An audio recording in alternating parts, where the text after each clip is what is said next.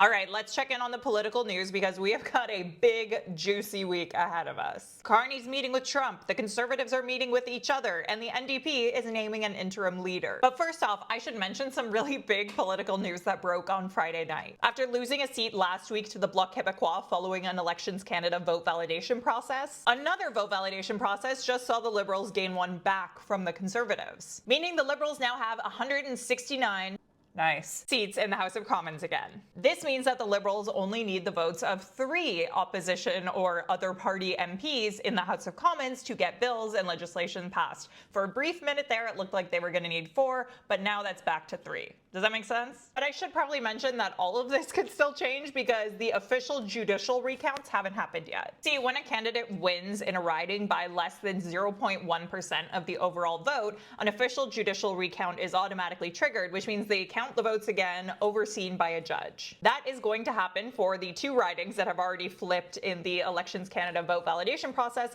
and a 3rd riding out of Newfoundland. 2 of those seats are currently held by Liberals who edged out Conservatives, and 1 is held by the Bloc who just narrowly beat a Liberal. So that means those are the potential swings that could happen following a recount, and none of those put the Liberals on a path to a majority. So nothing like game-changing is in the cards here. Speaking of the House of Commons, the Conservatives have signaled that maybe, just maybe, when they come back, things might be just like a tiny bit less adversarial because they are apparently willing to back the Liberals on some legislation. That would be nice to see because partisanship basically ground our parliament to a standstill not too long ago. So yeah, we'll see what actually happens when parliament comes back later this month. But meanwhile, other juicy stuff is about to happen. Tonight, the NDP is expected to choose their interim leader, so the person who will lead the party until Jagmeet Singh's official successor is chosen.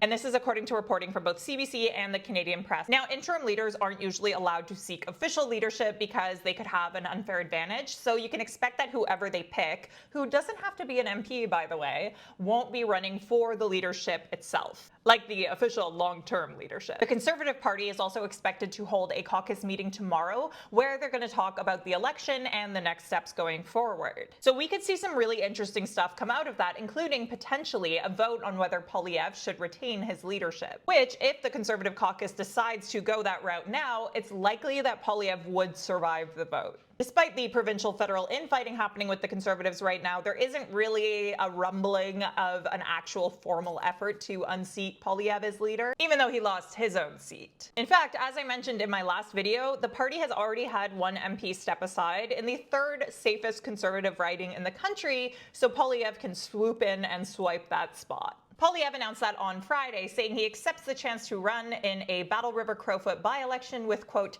humility and appreciation. Those very annoying people behind the super long ballot in Carleton also seem to be ready to run in that by-election. They're trying to get 200 people to sign up to do so. This post from Polyv, along with some photos of him visiting the riding where he's being parachuted in, and this very campaign-style video where he doesn't really admit to screwing anything significant up in this election, yeah, that's all Polyv has posted on his socials since election night. Not a word to his constituents in Carleton, who he's served for more than 2 decades, at least not that I've seen, and nothing to his political opponent in Carleton, Bruce Fanjoy, who bested him in that election. Anyways, I'll keep you posted on what we learn about his future tomorrow, but I'm not personally expecting anything groundbreaking yet. As for Mark Carney, we didn't hear a whole lot from him today, likely because he's gearing up for a very important meeting tomorrow in Washington. That's right, as Trump continues to throw gross little 51st state threats Canada's way, and most recently threatened our film industry with tariffs, Carney is set to meet the US president in Washington tomorrow. While there, Carney told us in a Friday press conference that the tariffs will be at the top of his list, alongside starting talks about the new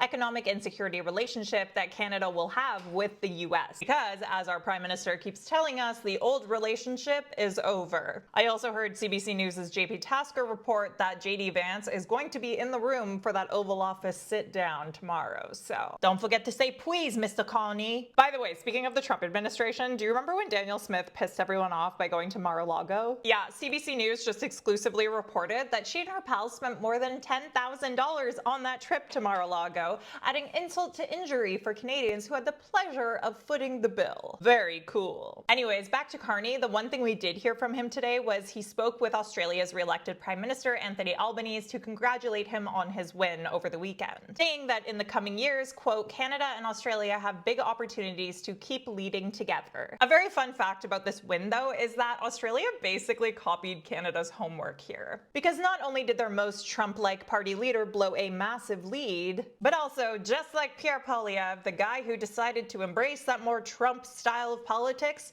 also lost his own seat. A very key difference here, though, is that Australia's guy is no longer trying to lead his party, whereas Polyv, as we talked about, is finding his way back into parliament. But honestly, after these two very serious international rejections of the Trump-style populist right-wing politics, I have to wonder if Polyv can really come back after he repeatedly attacked the media, sent conspiracy dog whistle emails about eating bugs, and repeatedly attacked trans rights. As conservative MPs slowly start reappearing on shows like CBC's Power in Politics, are we just going to forget that he took this Trump-like approach? Will Canada trust Polyv not to go after these vulnerable groups and pillars of democracy like the media again?